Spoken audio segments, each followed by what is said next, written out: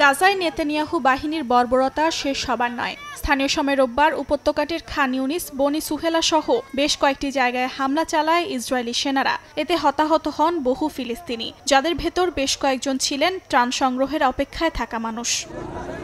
বিশ্ব স্বাস্থ্য সংস্থা সতর্ক করেছে, বিপজ্জনক অবস্থায় পৌঁছেছে গাজা শহরে অপুষ্টির মাত্রা। 5 বছরের নিচে প্রতি 5 জন শিশুর মধ্যে একজন এখন তীব্র অপুষ্টিতে ভুগছে। শুধু জুন মাসের পর থেকেই এই সংখ্যা 3 গুণ বেড়েছে।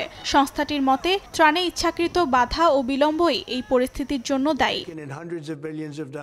এদিকে ইউরোপীয় কমিশনের প্রেসিডেন্ট উর্সুলা ভন ডার লিয়েনের সঙ্গে এক বৈঠকে শুরুতে সাংবাদিকদের সঙ্গে গাজা ইস্যুতে কথা বলেন মার্কিন প্রেসিডেন্ট ডোনাল্ড ট্রাম্প। এ সময় যুদ্ধবিরতির প্রক্রিয়ায় অগ্রগতির অভাবের জন্য হামাসকেই দায়ী করেন তিনি। জানান, ইসরায়েলি জিম্মিদের মুক্তি নিয়ে হামাস আরও কঠোর অবস্থান নিয়েছে। এদিকে গাজায় আকাশপথে ত্রাণ পাঠিয়েছে জর্ডান ও সংযুক্ত আরব আমিরাত।